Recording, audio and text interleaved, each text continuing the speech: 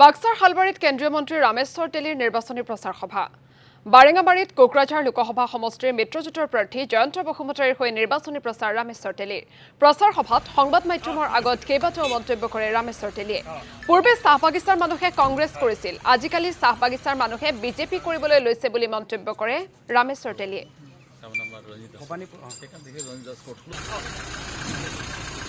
আজি আহিছিলোঁ জয়ন্ত বসুমতাৰীৰ কেম্পিং কৰিবলৈ আৰু নিশ্চয় গম পাই যে আজি মুখ্যমন্ত্ৰী ডাঙৰীয়া এখন সভা হৈছিল আৰু তাত কমেও 20,000তকৈ অধিক মানুহ গোট খাইছিল আৰু মুখ্যমন্ত্ৰী ডাঙৰীয়াই নিশ্চয় গম পাইছে 1 ঘণ্টাতকৈ অধিক তেওঁ ভাষণ দিছিল আৰু দেখিছিলোঁ ইয়াত এখন চাহ বাগিচা আছে, সেইকাৰণে চাহ বাগিচাৰ মানুহবিলাকো অহাৰ কাৰণে ময়ো সভাখনত উপস্থিত হৈছিলোঁ। মই দিল্লীৰ পৰা আহিছোঁ আজি আৰু তেওঁলোকৰ উদ্দেশ্যে কৈছোঁ, কাৰণ আজিকালি চাহ বাগিচাৰ মানুহ ভাৰতীয় জনতা পাৰ্টি কৰিবলৈ আৰম্ভ কৰিছে। কাৰণ যেতিয়া আমি আৰম্ভ কৰিছিলোঁ, মই কৈছোঁ 98ৰ কথা, যেতিয়া আমি পাৰ্টিত আহিছিলোঁ সেই সময়ত বাগানৰ মানুহ কংগ্ৰেছ কৰিছিল, কিন্তু এতিয়া বাগানৰ মানুহ কংগ্ৰেছ এৰি এতিয়া ভাৰতীয় জনতা পাৰ্টি কৰিছে আৰু গোটেই অসমত এতিয়া বাগানত ভাৰতীয় জনতা পাৰ্টিক ভাল পায়।